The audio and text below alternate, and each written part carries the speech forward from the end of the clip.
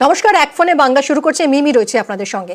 যে 6টি বিধানসভা কেন্দ্রে উপনির্বাচন হলো, সেই 6টির বিধানসভা কেন্দ্রের বিধায়করা শপথ গ্রহণ করবেন সোমবার নবনির্বাচিত 6 বিধায়কের শপথ। বিধানসভায় শপথ বাক্য পাঠ করাতে পারেন রাজ্যপাল। বিধানসভায় শপথ বাক্য পাঠ করাতে আপত্তি নেই রাজ্যপালের। 6 বিধায়কের শপথ নিয়ে আজ চূড়ান্ত সিদ্ধান্ত।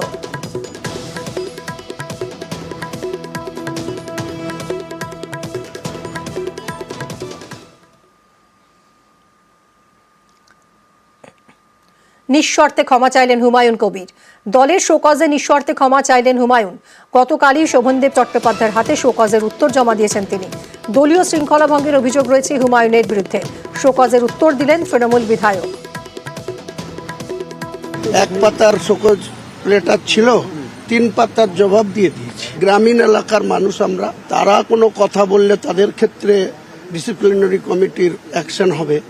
আর যারা বিশেষ করে ভবানীপুর কেন্দ্রের এলাকায় বসবাস করে, কলকাতা কেন্দ্রিক যারা থাকে, তাদের ক্ষেত্রে নিয়ম এক হবে। এর বিচারের ভার আম জনতার কাছে নিয়ে যাব। গ্রামের বিধায়করা অনেক ক্ষেত্রে অবহেলিত, আমি এটুকু বলবো। তৃণমূলেই থাকবো, তৃণমূলেরই সর্বোচ্চ নেত্রীর কাছে ডিমান্ড করব এবং নাম্বার 2-কে ডিমান্ড করব। গতকালই আমার সঙ্গে বিধানসভা দেখা করে, সুকসটা তো এখানে নিয়েছিল, দেখা করে 3 দিনের মধ্যে লেবার কথা ছিল, আজকে উত্তর দিয়ে দিয়েছে। সেই উত্তর আমি পেয়েছি। একটা ডিসিপ্লিনারি কমিটি মিটিং ডেকে সেটা সকলে পড়বে, করার পর আমরা পরবর্তী সিদ্ধান্ত গ্রহণ করবো।